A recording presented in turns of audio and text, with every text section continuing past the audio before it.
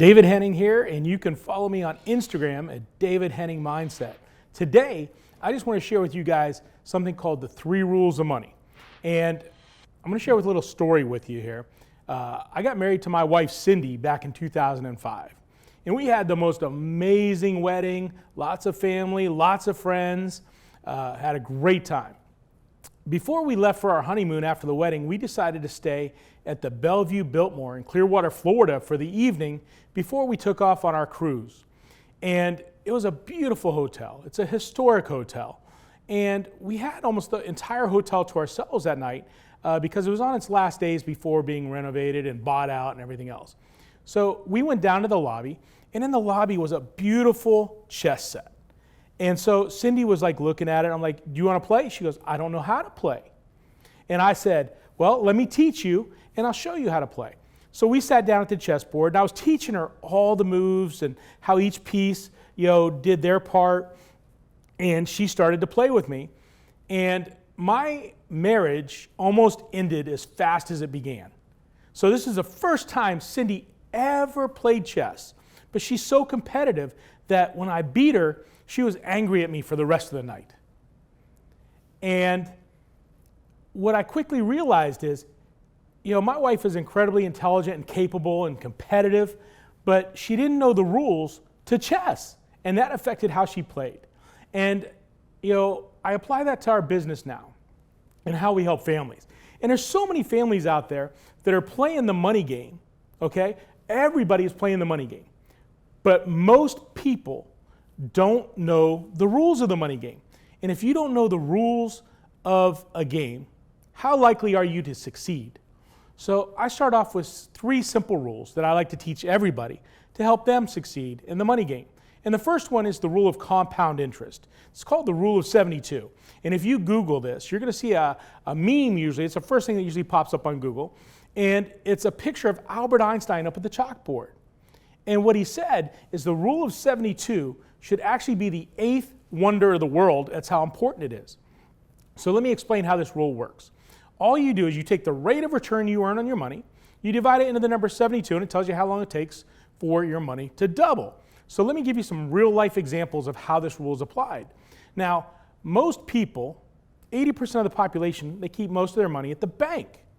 And if you were to go to the bank right now and open an account, like a savings account, a money market, even a CD, what kind of rate of return are you going to earn? Somewhere probably between 0 and 1%. Rates are historically low right now. So if you're a 29-year-old and you go down and maybe you're a great employee at where you work and they give you a bonus of $10,000, you're like, this is awesome, this is amazing. I didn't need this money, I didn't count on this money, so I'm just going to put it away, let it grow, and I'm going to use it later on down the road for something. So you go down to the bank, you say, Mr. Banker, I have $10,000. I'd like to open an account. And he'll say, congratulations, today you came in on the right day. You have perfect timing. We're offering a special CD rate right now. We're going to give you 1% on your money. So here you are. You deposit your money at 29 years old at 1%. Well, 1 goes into 72 times. So guess what? You would be 101 before your money doubled.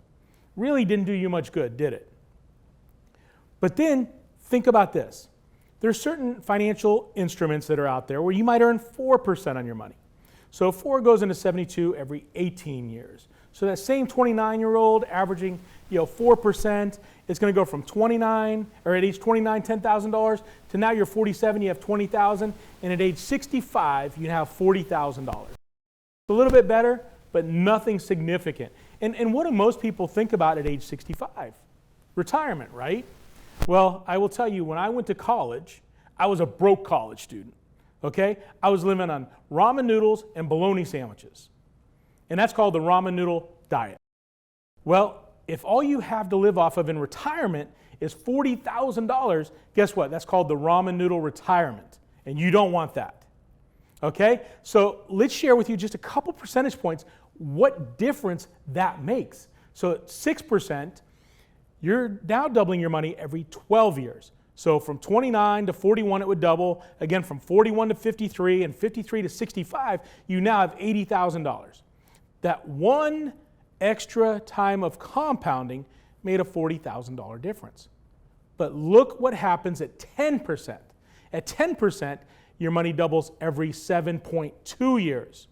So you would get one time at age 36, another one at 43, again at 50, another one at 57, and at 65, you'd have $320,000 in retirement.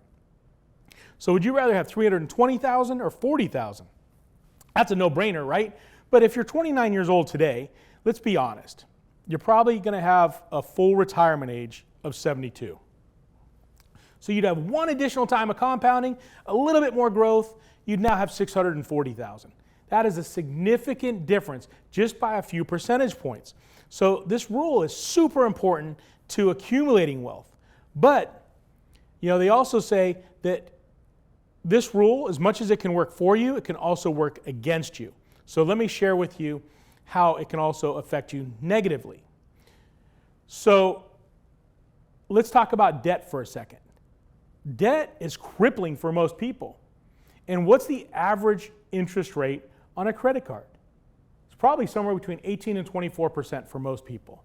And you realize at 20%, your debt is doubling every 3 years. So this is why people get into that debt trap and they never get out of it, because the debt is accumulating faster than they can pay it off. So my job is really, I want to teach you how to get out of debt and get your money to work for you, not against you. So that's the first rule, the rule of compound interest. But I also want to share with you how your money grows. So this is the second rule. And there's 3 different ways your money can grow.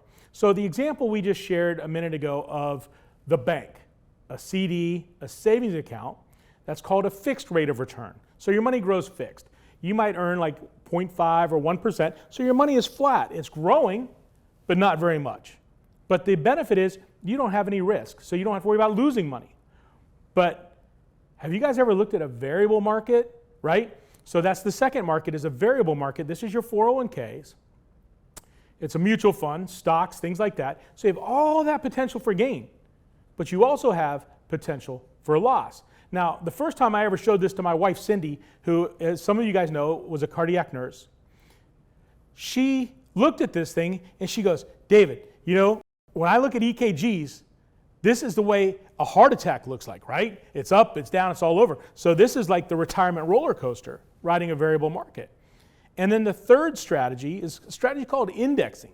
So indexing is like a fixed and variable, had a baby. This is what indexing would be.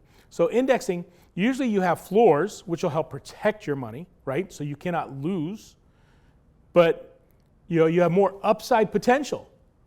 So everybody's like, well, why wouldn't everybody just do indexing if you have more upside potential, no floors? Well, there's floors, but there's also caps. So you're kind of limited on how much you can earn.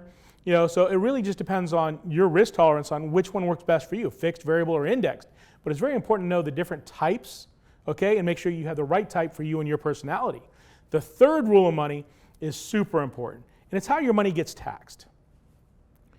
So if I were to ask you today, do you think taxes are going to stay the same? Do you think they're going to go down, or they're going to go up? Which one would you choose? And this is the question of the day, because everybody says something different. And most people would say they think their taxes are going up. But you know what? We don't have a crystal ball. We don't know. We don't know which way taxes are going to go. So wouldn't it make sense to have a strategy in place that you could take advantage of any tax environment? So let me talk about the 3 different tax buckets. The first one is tax now. This is, again, is the savings accounts, CDs, things that you put in the bank. So you've already paid income tax on the money. You get a little bit of interest and growth, but at the end of the year, you get a thing called a 1099 INT, and you have to pay taxes on the gains. So you're really taxed twice, okay? The second one is tax later. This would be your 401ks, your IRAs, your qualified money, that you get some tax advantages now.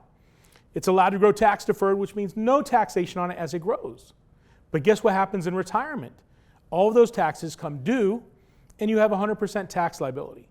The third bucket is something called tax advantage. This would be Roth IRAs, investment grade life insurance, municipal bonds, things like that. So you're going to go ahead and pay taxes now where you know what the tax rates are.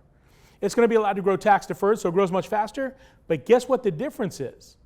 When you withdraw that money, it comes out 100% tax free.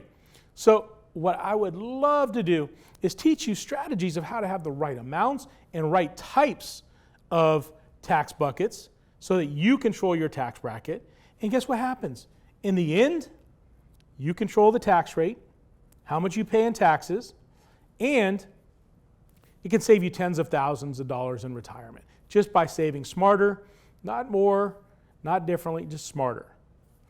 So these strategies will definitely be something that helps you out with your retirement, with your current savings. And if you're going to play the money game, you need to know the rules of money. So remember this: smart money decisions just make good sense. So thank you guys. Love you. Let me know if I can help you.